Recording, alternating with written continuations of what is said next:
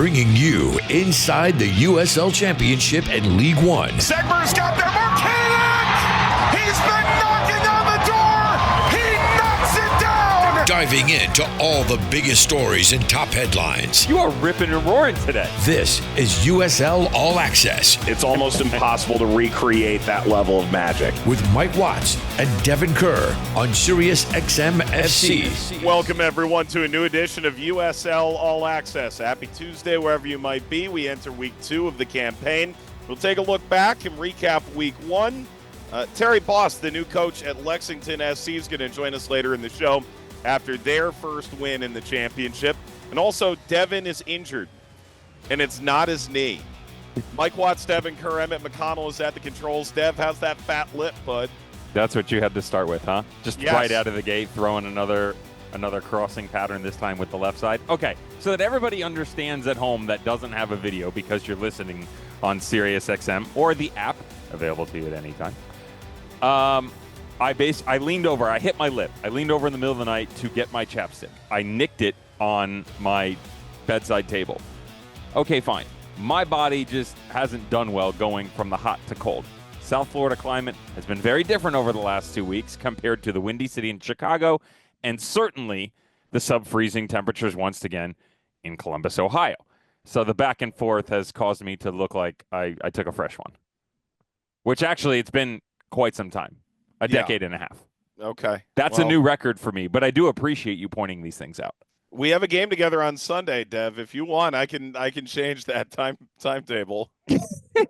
You're going to Rubbin's racing. You're going to bump me from across the room. Is that what's going on here? That's exactly right. With my brother, Devon, Mike. All right, let's do the thing. Dev, before we get started, opening weekend, more often than not, I'm not sure that causation implies ...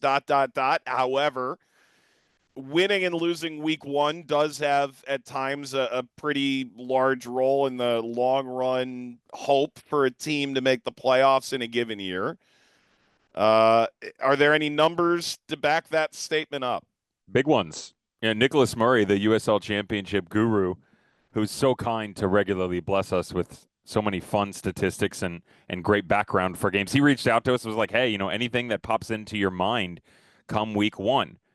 By the way, everybody at home, truly could not do our jobs without him. And I said, I'd actually be kind of curious what sort of success rate teams have if things don't go right for them week 1. And the numbers to me were pretty staggering. So seasons 2021 to 2024. That's actually 3 because it's 21, 22, and 23.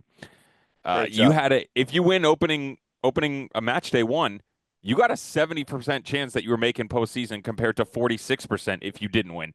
That's a pretty big jump. I mean, I think that's a pretty big jump. Yeah. You and I both know that it's not the be-all, end-all of, oh, my God, it's the first week. We didn't get a result. Let's go haywire because we're not going to postseason. But it is interesting, the fact that 70% of teams that win week 1 historically make their way into the postseason. By the way, if you draw, you're still not that far off at 60%. So it goes from 70 to 60 to 46. I think that's a significant drop-off. Yeah. Sorry, Charleston. Sorry, Charleston. The difference is, to be fair, 2024 was kind of the asterisk for all of this, because if you just went by 2024, of the 9 clubs that won their opening game, only 5 went to the postseason. So that 70% dropped down to 56. Yeah. And if you lost 5 of the 6, that lost actually made the postseason, 83%. It really means nothing. Yeah. It just means everything. Well, it means something. Yeah. Yeah, it means 3 points. I love the fact that we've started off with the deepest of maths. Yep. To get this show going. Let's give the people what they want. Yeah. Great job, everybody. All right. I mentioned that there would be a lot of moves, a flurry of sorts. In terms of big names, more often than not, these things are settled. You can also look at when the MLS teams drop out of Open Cup as a borderline window in and of itself, where teams maybe go, okay, we can start loaning some guys out. The reality is a couple big names went this week, a handful of re-signings that we want to mention here on All Access. Seba Guinzotti is probably the biggest out-and-out name that got added over the last 7 days in the championship. He goes to Detroit, and I like that move for both sides in terms of what Seba brings off the field, what Detroit can use on the field. He's the league's 8th all-time scorer. How many goals he has left in his legs at this stage of his career, I don't quite know the answer to that. But I also don't know that he's going to be asked to start 35 games, get them into the playoffs, and score 20 goals. I don't think that would be the mark of a successful season.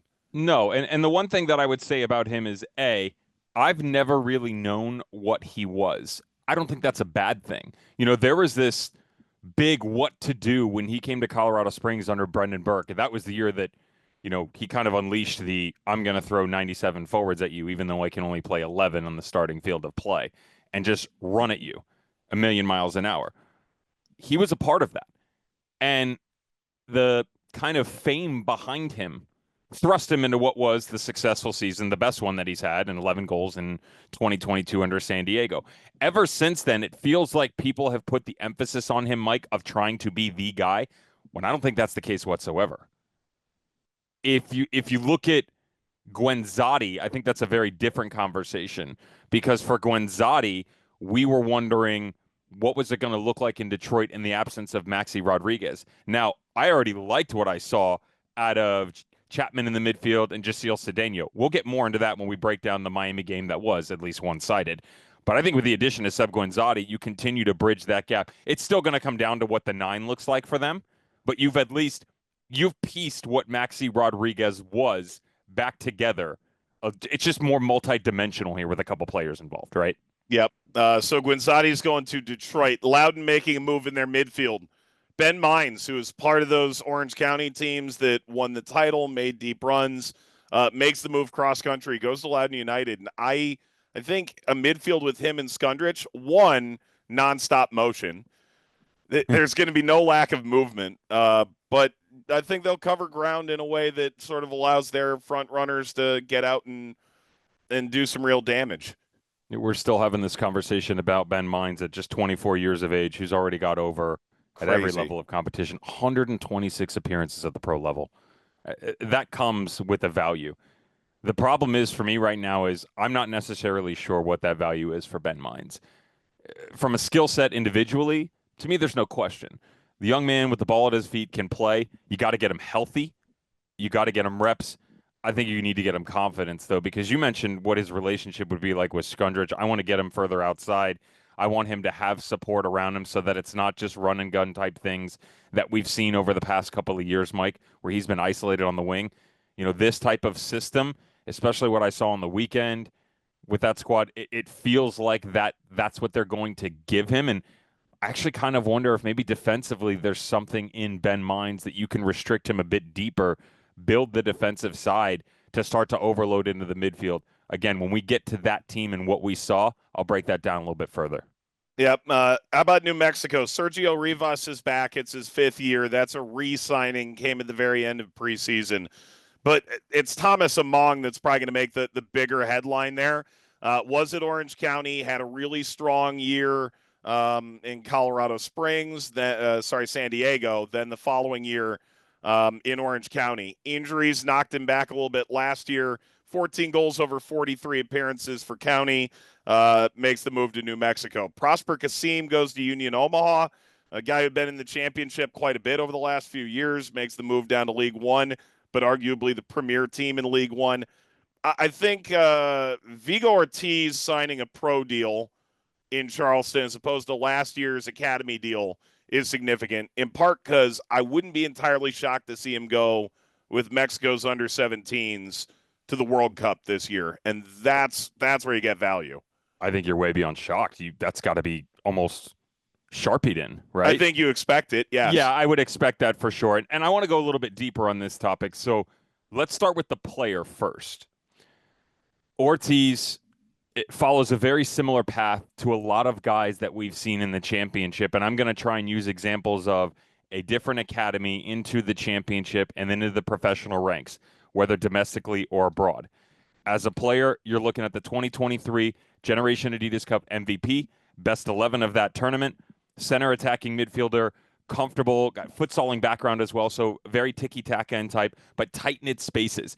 To me, that's the bread and butter of what this Charleston Battery organization has become. Because we used to talk about their predictability years ago, right? You play this 4-2-3-1, 4-4-1-1, whatever it may be. Outside backs get high, great.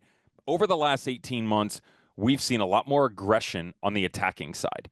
So they play a little bit higher up, feel like they're pressing a bit more, but more importantly, there's freedom within the attacking front where they're sending both backs. They're overloading, making this a six-man midfield or a three-man front.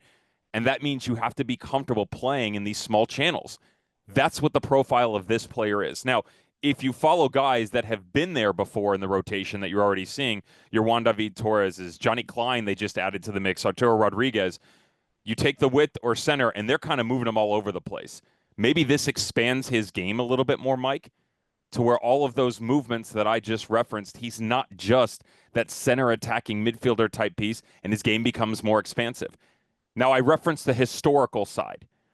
You take Cade Cowell, right? The San Jose youth who goes to Reno, then San Jose first team, Chivas, bounced around a little bit for sure. Gaga Slonino, same type of conversation. Chicago youth, Sockers, then goes to Chelsea. I'm referencing these players for a couple of reasons. Number one, Enzo Fernandez, Kobe Mino. They are the talk of the town in a variety of circles right now, both within the United States and globally. They're also former GA Cup MVPs, okay?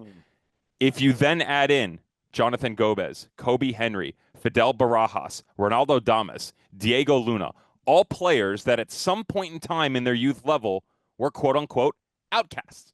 They were basically pushed aside by their current academy and had to seek repetitions elsewhere. And yet all of them have found a way to find success both at the domestic and international level. I think this is once again another great bit of business by Lee Cohen in the front office in the Charleston Battery, because at such a young age, not only have they retained his services, they've locked down his talent to be able to culture that a bit more and then make money off it. Because at the end of the day, this is a business.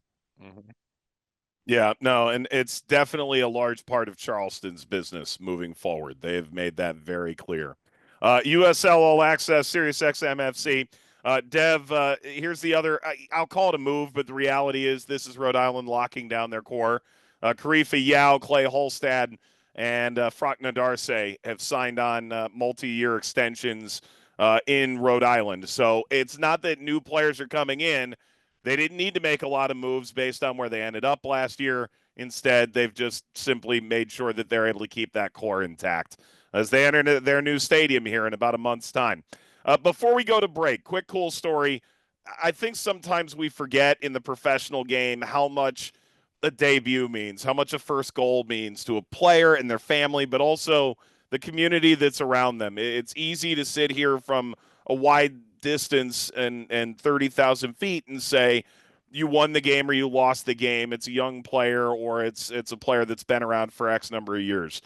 Sebastian Salazar from ESPN, he's now the Ion studio host for NWSL, was watching Loudoun United's game against Birmingham very closely, in part because there was a young man on the bench. And late in stoppage, Ethan Pendleton came onto the field, and Sebastian, he posted a screenshot of it, noted that he had coached sessions for this young player 10 years ago, and how he watched him grow into a great player and a great person, and now he gets to feel that little bit of, I helped him along into this now professional experience that he's going to go through. So congrats to Sebastian and to Ethan's entire universe, right? It does, in fact, take a village.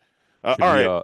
Should we bring everything together on what the rest of the show looks like and create relationships, or am I just going to let you take us to break? No, go for it. All right, just making sure there. Ethan, by the way, tremendous talent, super, super cool. Still hearing that he's probably going to continue on to UCLA. Very academic background within his family. Why do I mention that? Well, you mentioned that Terry Boss will be joining us, head coach of Lexington. Successful debut on the weekend, 3 points, a wonder goal. We'll get to that. Terry Boss, Oregon State, UCLA, current head coach Ryan Jordan, former assistant at Oregon State. See, Mike, the word goes round. The soccer community is big. Everybody knows everyone, even though you don't know anyone or anything. Nice. All right, when we come back, we'll take a look at the recap from week one. We'll run through 11 games in the championship. Later in the show, Terry Boss does, in fact, join us, the Lexington head coach. That's all coming up here on USL All Access. Let's get back to USL All Access on Sirius XM FC with Mike Watts and Devon Kerr. We are back on USL All Access on this Tuesday night. Miss any part of the show, available on the USL YouTube page or on the Sirius XM app. Dev, let's jump into the games over week one, and we're going to start with the kickoff game of the season, kickoff game in the championship for Lexington SC. Took on Hartford, 2-0 win at home. We may have seen the goal of the week, maybe the goal of the year be the first one. Maybe I'm overstepping. I think I am. Joe Hafferty in the 9th minute. Goldthorpe, who was a great goal scorer in college, scores in the 79th. To throw the dagger in. Hartford without a shot on target for the first time since last April against Louisville. And Samadia, the outside back, got sent off at the end of this game in stoppage time. Lexington, a 2-0 winner in their opener. I don't think you're wrong for saying goal of the week, and I don't think it's ridiculous for you to include it in the goal of the year, because I promise you, you put 10 more balls like that out in front of him with no one around him, and not he a probably knock wouldn't on, put in the same play.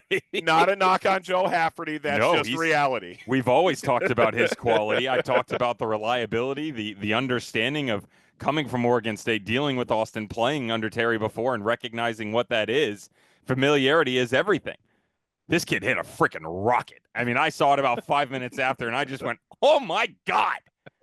Like, he unleashed and made everybody else around the USL Championship feel really bad about what they put themselves through preseason with, as well as he tattooed this thing into the upper corner. Two big takeaways for me.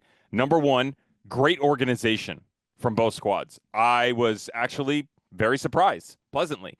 Did not expect it to be that way, and certainly not in week one. It looked like two teams that had been well-versed in what their managers were trying to do. It was a little bit slow for me in possession. That's okay. I think Hartford was a little bit hard done here.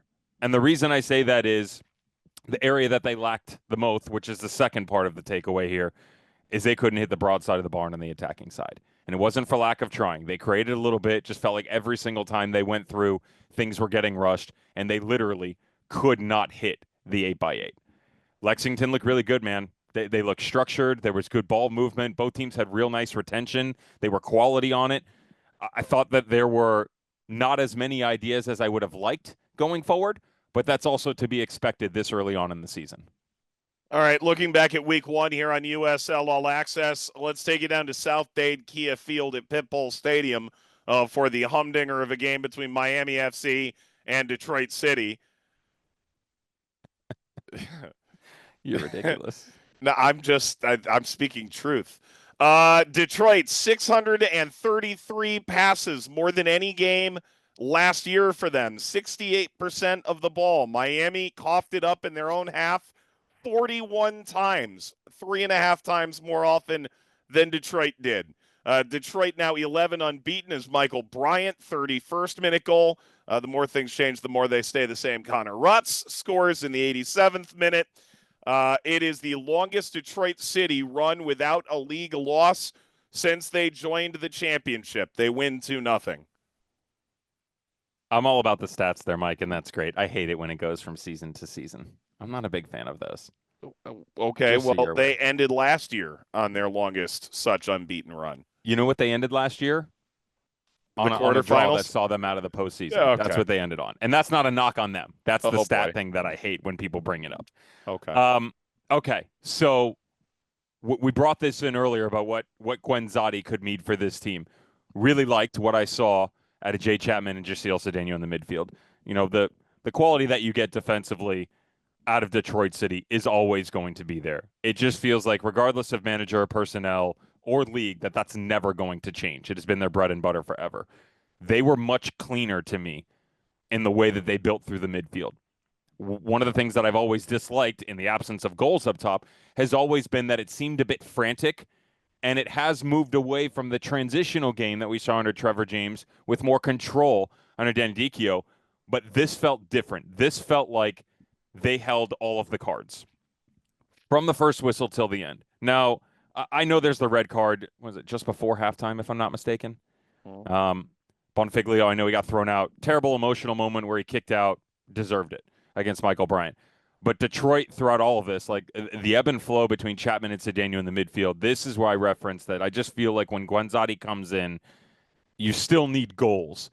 But it felt, at least in one game in a small sample size, that there was much more of a repetition through stones stepping together as opposed to the franticness of picking up passages and trying to find a way to build. Those are two very different things. All right, let's go to Cary, North Carolina FC, a 1-1 draw to open the year against Pittsburgh. Evan Conway in the 22nd minute, lest we forget, the man scored 31 goals over the last 3 years.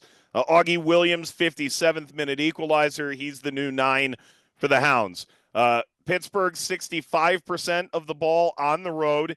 Here's a stat I struggle to believe. Pittsburgh has failed to win any of their last 15 matches when conceding first since July 30th, 2023, against now defunct Memphis 901 FC. That is unreal. There are teams where I would believe that. Pittsburgh is not one of them. Michael, correct me if I'm wrong. Isn't that the same year that they won the Players' Shield? Correct. I mean, that gives you an idea of what their lead was, number one, and number two, what that team's identity was built on. Basically, Deke was scored, stay out in front, or they were done. I can't believe that, by the way. It's a crazy stat. That the resolve, the mental tenacity that is always Bob Lilly's teams, I'm shocked at that number that you just threw out. I was kind of shocked at the game, too. The mistakes in the game were really bad, specifically the goals. And both managers would tell you that as well. McGuire coming off his line, the miss, 35 yards out in no man's land that, allowed Augie Williams to equalize. I've always said that Evan Conway, it's going to be really good for him, and he's a good striker. I think Evan Conway could be a guy that with the right team around him, I believe he could push 20 goals. I do. I don't know if it's this North Carolina team, though. They seemed more aggressive, thought they moved the ball well. A lot of it for them was on the outside. Pittsburgh more balanced in the way that they played. Pittsburgh, it felt weird, Pittsburgh going forward. Like Robbie Mertz never really found a rhythm on the width. Garcia operating underneath. Augie Williams in the 9. There was a lot of separation. Like they didn't move as well as I would have liked them to. Defensively, didn't seem overly concerned, though, which is obviously the most important thing outside of the mistake. Yeah, and it's where they thrived at the tail end. Here's the thing. I can say they thrived on the defensive end, and that's accurate. They weren't giving away some of the cheapies, but they were scoring goals. They were scoring goals. Their last 10 games or something, I think they had something like 26 or 28 goals. And one would imagine adding Augie Williams into the mix would propel those numbers. At least that's the hope. Again, Augie Williams is a little bit of an introvert. Nothing wrong with that, but he's quieter. You got to make sure that there's a thorn on one side that knows that you kind of got to poke him a little bit, but the other side, it's probably more of an arm around the shoulder. Yeah. To help making sure that you're steering him constantly and providing him positive thoughts, constructive criticism. It's kind of one of those ones that, like, you don't really want him to deviate from the white line. In kindergarten, they would allow some of us to kind of branch off a little bit. Not you and I, Mike. We had to walk the straight and narrow. Indeed. It's also only March 8th. So pretty much everyone gets some measure of pass in terms of...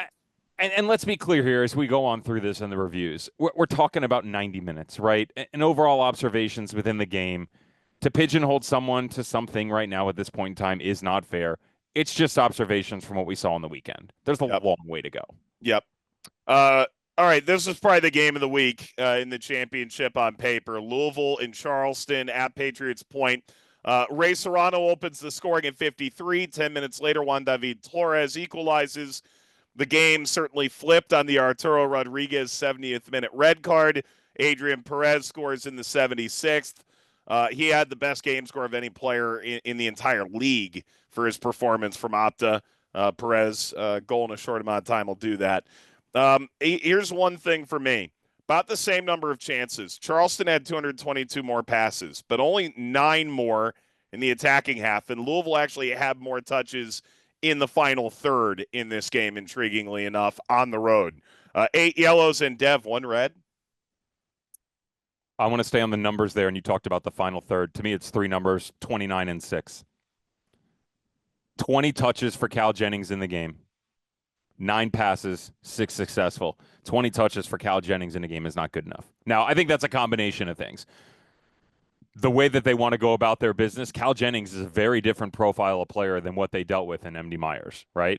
It's certainly there can be no correlation whatsoever to Marcanic. That's not what this can be about. Goal production, sure.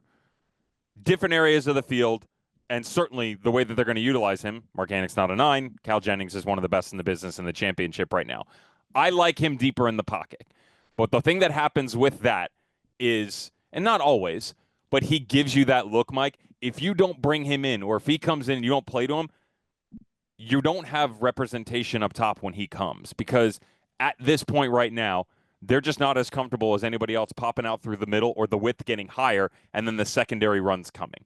To me, that's probably where this team is going to take the biggest step this year, is the ability to work off the 9 more efficiently so that you're not relying on what was a little bit more one-sided last year, fate having it or not in lucky situations for Marcanic. So when you don't get that, they became a bit predictable. I thought the game overall certainly favored the quality of play for Louisville. It's not like Charleston were played off the park, though, right? And the goals were a bit fortunate for all 3 of these. I didn't think it was anything crazy. Both strikes for Louisville, fine. Charleston, same conversation. I think you have to give Phil Goodrum from Louisville a lot of credit on the 2 goals because of his work rate, because he certainly didn't do anything in them in the sense that he doesn't provide the assist, but he gets in the way. He has the touch. Like, there are plenty of 9s who will remain nameless who would get the first touch and then back out of it. Ray Serrano's opening goal is perfect. The way that he turns, keep working, gets the little touch, and they go. That's what you want if you're Danny Cruz. Yep. So Louisville wins that, probably the rivalry that best encapsulates the East over the last couple of years. They win that first one, and who knows how significant that'll be at the end. And as we know, Charleston now only has about a 50% historical chance of making the playoffs. You know, life comes at you fast. Miss any part of the show, you can find online. There's a whole rigmarole about that. All right. Couple games we got to motor by. Loudoun 3-1 over Birmingham on the road. Jake Roof opening goal, 103 seconds into the Legion season. But Erlinson scores at 5. Abukora at 33. Zach Ryan right out of halftime. Second time in 7 months that Loudoun conceded first to Birmingham and then went on to win the game. They did it in September as well. Any ad? No, Abukar, best player in the field. Solid, active. The Fighting Ryan Martin's atop the Eastern Conference. He loved to see it. San Antonio 1-0 win over Monterey Bay. Diogo Pacheco from Mitchell Tainer in the 40th minute. First win for the new coach in San Antonio. Monterey Bay, 20 crosses. So not far off what they attempted to do last year, but not a single shot on target. Quiet game overall. Thought the back line pairing of Mitch Tainer and Alex Cronali turned out very well. Mitch Tainer is a cheat code in the air. How you allow him to get open on the back post is beside me. I will say the one bright spot, at least in my opinion, Mike, and we're supposed to deal in definitives, but I really thought that Melano on the outside played well for Monterey Bay. Possibly the best player on the field. El Paso and Colorado Springs meeting up, 2-2 draw at the Locos ballpark. Marco Micheletto, first goal for his new team, second-minute penalty. Amando Moreno in the 43rd. Jonas Feldberg, again, another lead for Colorado Springs, but 6 minutes after coming in, he grabs a goal. Then Andy Cabrera, Wilmer Jr. at 90+2. You may be asking, why is the reigning champion playing on the road week 1 after winning the title? There was a high of 74 degrees in El Paso this night, a low of 38 in Colorado Springs. Do the math. It makes sense. Colorado Springs can lift the banner later. Tulsa, 1-0 win on the road in Phoenix. Alex DeLue, the winner at 25 minutes. There were 99 minutes in this game. The ball was in play for exactly 51 of them. Yuck. 32 fouls. Tulsa didn't attempt a shot the final 30 minutes as Luke Spencer's men grabbed the win. It is the first win for the then Roughnecks, now FC Tulsa, against Phoenix, then newly minted Rising, no longer Arizona United, since July of 2017. Woo! Patrice Carteron rolling in his metaphorical championship grave. That's a solid pull from you, my friend. I know, deep stuff. Dev, how about Orange County and Oakland? Plenty of goals here, 4-2. Dogman scores in the 28th, a tap in. Ethan Zubak in the 47th. Nods home across, shot, Schross from Dunbar. Benalcazar, great free kick at 52 minutes. This thing's done and dusted. Wolfgang Prentice adds one at the 71st minute. Great Scott, 20-yard strike to start stoppage. Penalty from Babacar Njai at the end makes it look a little better. Called that game. Oakland got sparked at 70 minutes, but did not look good to start at all. Orange County, their movement was really solid, had some bright moments. My favorite thing to watch in that game, go back and watch all the highlights and watch Danny Stone's reaction at the bottom of the screen. It is so great. This man bleeds football. I love it. I'm leaving you on that one. Okay. I love it too. I watched the game and I didn't see his reactions. That's my fault. Okay. Yeah. Okay. Awkward pause necessary in that moment, by the way. Dev, here's the last one that we'll have a chance to really dig on. Sacramento over New Mexico. We talked about it last week. This game felt like it was the death knell for Sacramento's hopes to get the 1 seed, and in the long run probably did in Mark Briggs that they didn't get a home game in the playoffs later on. 2-1 win for the Republic. Greg Hurst at 21. Kalen Ryden got sent off. Minutes later, a penalty from Russell Cicerone right before half. Lewis Jameson, who's with Neil Collins in Scotland, tallies right out of halftime, and they ride that through. Sacramento does something they didn't do all last year. Win after conceding the opening goal. They hadn't done it since 2023. They finished with 2.9 expected goals, sold-out crowd. Great night for Sacramento. I thought the way that they pivoted on both sides of the field was really good.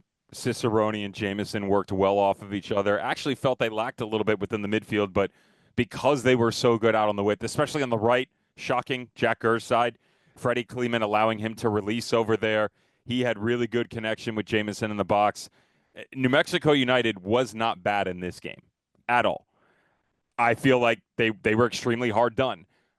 This is one of those ones, Mike, where both teams played really well. And when I say they were hard done, I've gone back and looked from all of the angles present. You can't convince me that Kalen Ryden deserved a red card in that situation. Mm-hmm. And I just want everybody at home to understand that they referenced it in the game report that I've been told is Dogzo. In order for Dogzo to take place, you have to have all 4, literally every single one of what they call these pillars. Distance to the goal. So when the foul occurs, how close was the attacker to the goal? It's just inside the top of the 18. You want to make the argument that he could get in there? Fine, maybe. Direction of play? Sure, yeah. The first one is a maybe. The second one is a yes. Number of defenders. This is a big one for me because not only is there a trailing one, which is the key word there, that's about 5 or 7 yards they could have had a chance. You did have a goalkeeper and a defender right there on the line to knock it down. Even that one right there, that's a guaranteed removal of a pillar. Active control, I don't think that's a fair one, but even if you want to give it to him. To me, it's 2 out of 4. Regardless, Ryden gets sent off. It affects the rest of the game. And I'm not taking anything away from Neil Collins and the Quails. Just felt like the way that game was going, it's one where if you're a neutral fan, as we are, and we're sitting at home watching it, I would have liked to seen how the rest of that played out because I felt like the referee did a disservice to New Mexico United. The only other game out west was Las Vegas and Tampa Bay. The Lights, a 1-0 win. Christian Pinzon in the 74th minute. Rowdy's better XG. Vegas actually wins despite being outpossessed by a 2-1 margin. And Antonio Nocerino is 1/3 of the way to his win total last year at Miami. It's unreal. No, it's just reality, man. Miami's still Miami, though. They are still Miami, and Nocerino, I don't think, was the issue. Rhode Island and Indy did not feature in Week 1. Rhode Island did play a friendly, however, at their brand-new stadium, and a lot of images from that. It looks great. Dev and I can't wait to get there in the middle of July on CBS. Dev, before we go to break, quick question for you. Watching the league Week 1, is there anyone that, blew you away? Is there anyone you went either they're better than I thought they might be at this stage or damn, they're good? I got to tell you, I expected a bit more out of San Antonio. So I would say that. But in terms of blowing me away, like, wow, that was impressive. I got to tell you, in terms of the consistency, I was quite taken with Lexington because regardless of personnel, I didn't know what to expect out of them. And I thought Loudoun were awesome. I thought Loudoun were really, really freaking good, man. And given the circumstances that Ryan Martin has had to deal with over the years there, to me, he's one of the better coaches in the league. What he has to deal with in general, I can't imagine him if you put him in charge of like a Louisville, a Rowdies, a San Antonio squad. Like the amount of talent that those teams have, I don't think Ryan Martin is given enough credit for what he brings to this game. Fair enough. All right. So one of those managers or teams you just mentioned set to join us, be represented in a moment. Terry Boss is the new Lexington manager, comes in from Austin. Great playing career, great coaching career. We're going to chat with him about all of it. It's on the other side of the break here on USL All Access. Giving insight to all the biggest moments in Championship and League One. This is USL All Access on Sirius XM FC with Mike Watts and Devon Kerr. Welcome back, everyone, to USL All Access. If you miss any part of tonight's show, it's available tomorrow on the USL YouTube page and on the new Sirius XM app. Mike Watts, Devon Kerr. Happy to be joined by the new head coach from Lexington SC. A 43-year-old manager who was a former goalkeeper, born in Oregon, pro career that spanned including the 2008 USL Goalkeeper of the Year, a stint with the Puerto Rican national team. He was the head coach at Oregon State, then moved on to Austin, and now a part of the first year for Lexington in the championship. Terry Boss joins us on the show. Terry, appreciate the time. I appreciate it, guys. Thank you so much for having me on. We're ecstatic to have you, and what a way to start for your boys last week. First game for the club in the championship, and then Joe Hafferty hits a piss missile. What a bomb! What did that game, that goal, that moment, that atmosphere mean to the supporters, to you, to the fans, to the team? Yeah, it was certainly a special moment, to be able to play the first game in the championship. And I mean, the ownership group has just done such a great job. The stadium is beautiful. The fans were fantastic. And, Joe's a player I coached at Oregon State. And I think my wife said it best. It was just like, after we were rehashing the game a little bit, she's like, that's just such a fitting end to the first game, And Joe he's such a winner that he's always stepped up in big moments. And man, I don't know if you saw the highlight, but he does this backflip. And I was like, don't get hurt. But I was also kind of impressed by it, So. Goal of the year and a broken ankle to account. That's exactly it. It could have gone that way. So.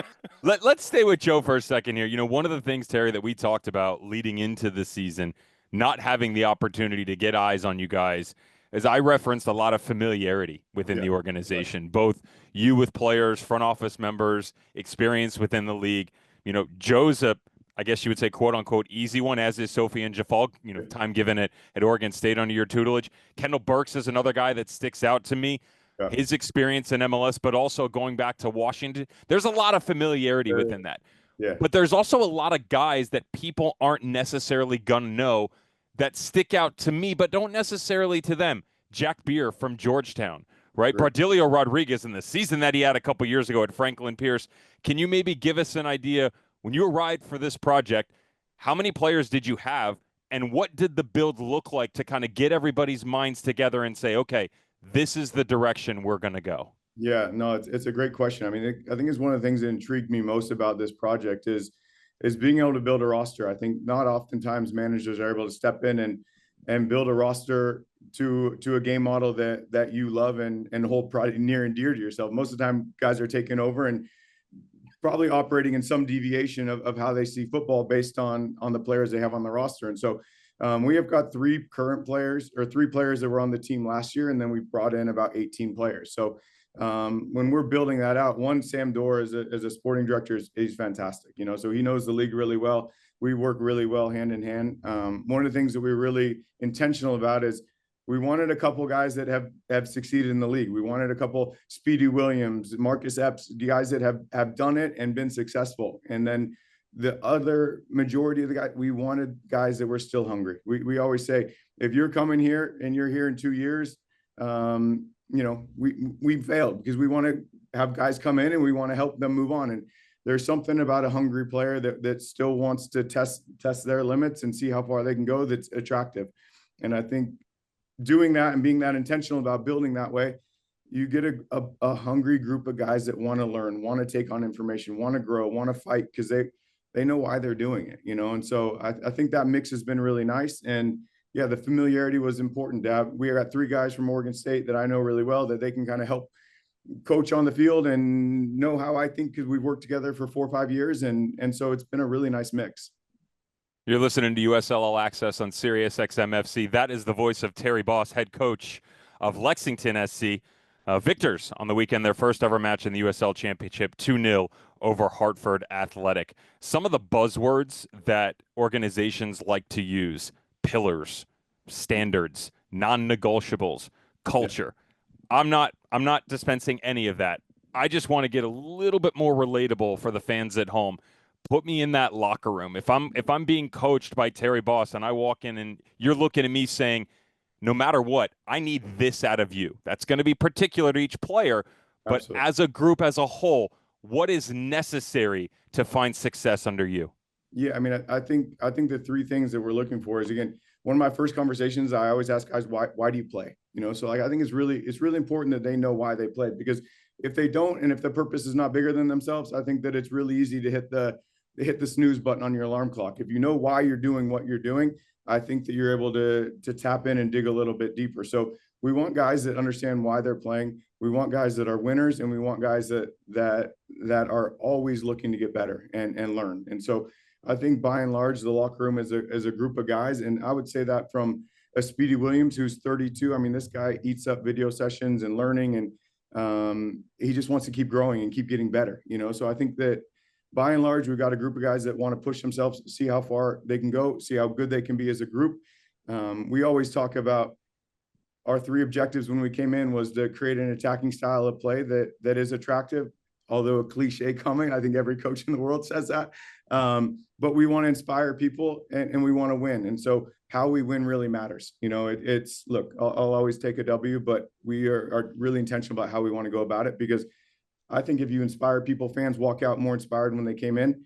9 times out of 10, that's a higher objective than winning, and winning takes care of itself at that point. Terry Boss joining us and looking excellent in his branded gear as always. You were at a huge program at Virginia. This is all to say you've got a lot of gear in your closet. Huge program at Virginia. You left to return to Oregon State, where you'd gotten sort of one of your big jumps into coaching when you were done with your professional career. There as a head coach for about a half a decade, and then you leave for Austin FC. Yeah. The dissolution of the Pac-12 may have played a role from the outside looking in, but in terms of your move back to the pro game, why did that matter so much to you at that point in time and that opportunity? Because I'm sure you had plenty. And then for you to jump from there to here, can you sort of walk me through those last 2 moves?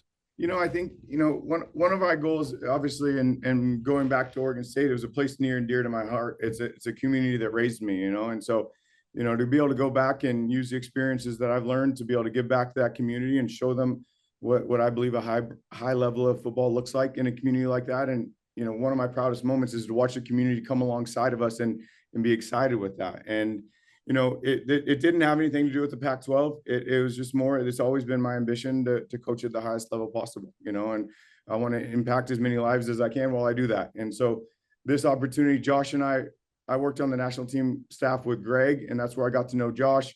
I knew Claudio, I knew Dave Tenney, I knew a bunch of the guys on the staff. And so it made sense to make that jump there to Austin. And so it was in terms of results, it was a tough couple of years, but in terms of growth and learning, man, I grew a lot, and I really enjoyed it. And I think that things that we go through are always preparing us for where we're going to go. And so I think I'm a better coach because of that. And I think, college is an interesting space. It's some people it's a great space, and I love it to death. And but sometimes it's hard to leave because the stability is there. And we've just always been a family that said, man, we want to go wherever we feel like we're being called to go and have that impact while we're there, as long as we're there. And then when it's time to go, it's time to go, And so that's kind of always been how we want to raise our kids, how we want to go about life. And so, yeah, we find ourselves in Lexington and we're loving every second of it. Terry, you referenced a bunch of influences pretty much at every single level, right? And certainly moving into the professional ranks. Within that journey and being successful where you're at now, who knows what the future brings for you? What's the biggest change that you're maybe looking in for yourself to find that success? Something that maybe you've been working on from a tactical standpoint. Maybe it's the relatability aspect on man management. What's the next step for you as a coach that you feel like has to be within your grasp? Yeah, I think like it's interesting. I think that, being at Oregon State, you have these ideas that you've seen work, and you've seen how you treat people work, and you see how you can create buy-in. And I think there's this idea, well, these ideas won't work with professionals. They won't work there. That only works in college. And it's like, I've never really believed that. I've always felt like we're dealing with human beings. Human beings want to be valued. They want to be treated well. They want to know that you love them, that you care for them, and that you're going to push them to be better. And so part of the excitement of this project is to be able to take some of those ideas that I've always believed work across any league. Obviously, things change from here to there, but some of the most exciting parts so far is that you're able to test these ideas out in the professional game with players that have played in big games and big moments at big teams, and find that we're all humans at the same level. And so part of it is being able to test these ideas, and then also part of it is being able to grow. Like you said, I want to keep growing. I think that if you're not credible as a coach and players don't feel like they can trust you to help them go where they want to go, you're not doing your job well. So I think continue to evolve tactically, but more or less, I want to test the ideas that I believe are near and dear to my heart, and I want to see if those ideas work at the highest level possible. Certainly, job well done on the weekend. Again, you get a 2-0 result against Hartford Athletic. The one caveat that Mike and I find interesting is that, the location aspect of you guys in Louisville, but you're in the Western Conference, right? So sitting there tied atop with Orange County in the Western Conference, Louisville on the east side of things. I don't want to talk about what could be the rivalry at this point in time. I'm more curious into all of those ideas that you talked about, some of the players we've referenced in your coaching style.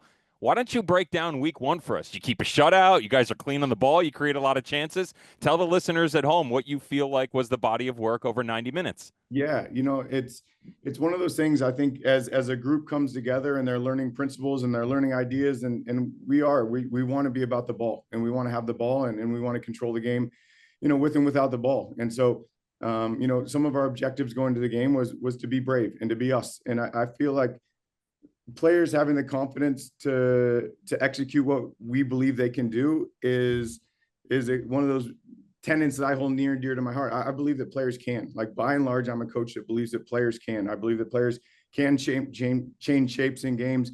They can be tactically flexible. They can learn, and they can grow. And so we want to be a group that guys walk in and they're more prepared than the opposition. And so at this point, we have made training more difficult for them. We have reduced time, space to make this, when they step on the field, it's like, man, I've been here before. I know what this picture looks like.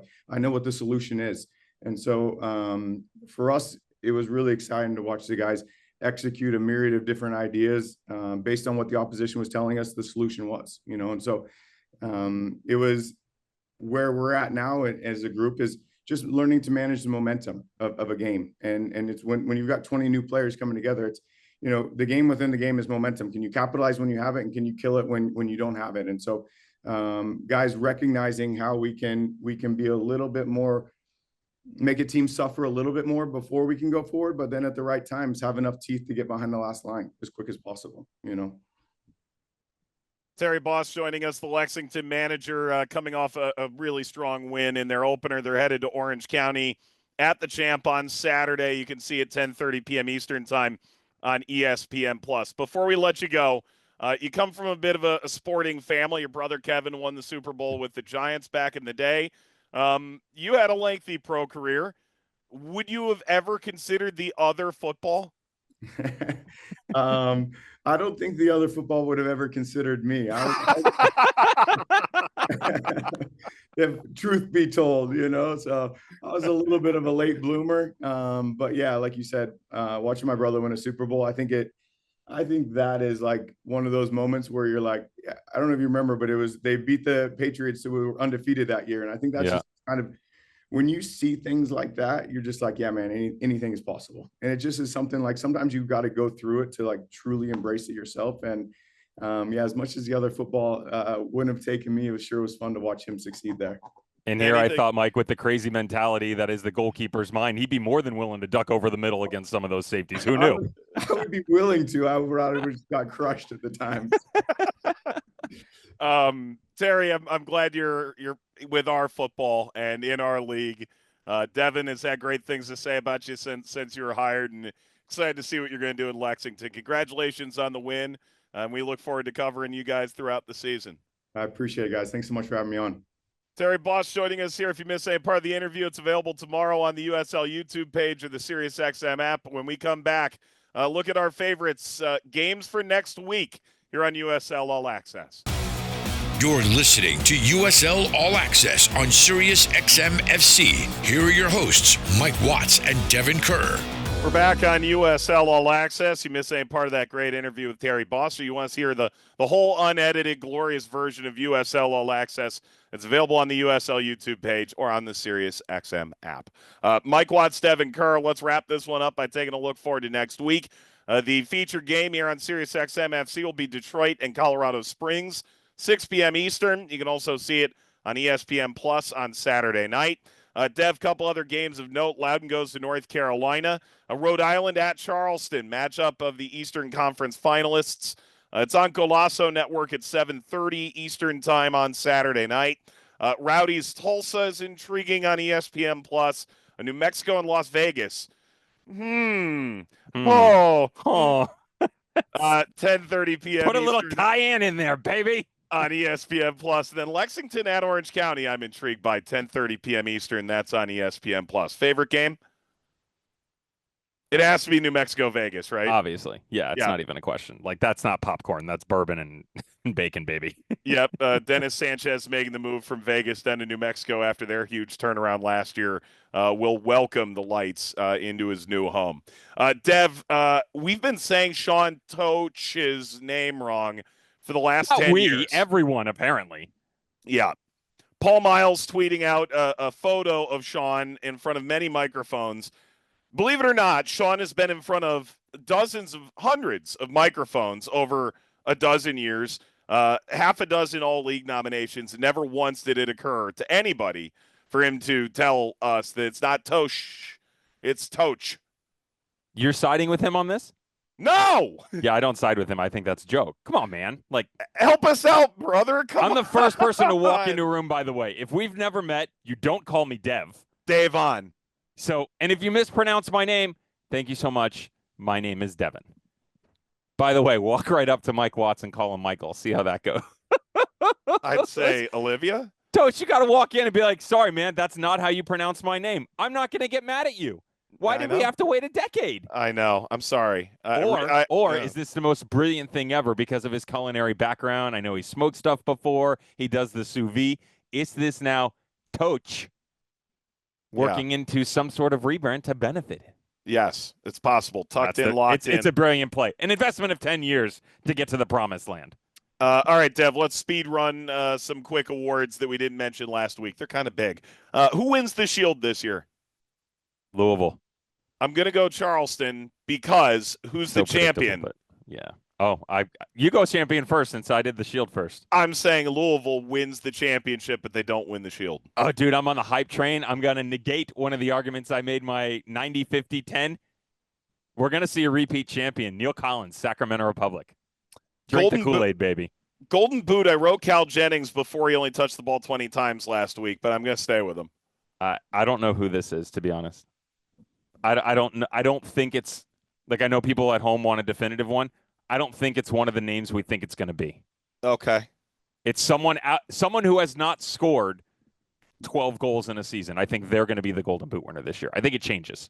I like that. Yeah. Best signings of the offseason, I had Cal Jennings and Danny Trejo and Kevon Lambert on my list, but it's Speedy Williams to Lexington. 100% agree. What he gives you, that luxury, the leadership, locker room on the field, you can't put a price on it. That's a great bit of business. Dev, did you learn anything this week? I learned it was possible for you to insult me both off air and to my face. Okay, and I learned it's Toch. Okay? It's Toch. For Devin, for Devin, Emmett, Mike, thanks for listening. We'll talk to you again next Tuesday night. So long, everybody. This is USL All Access. If you missed any portion of the program, listen back anytime on the SXM app.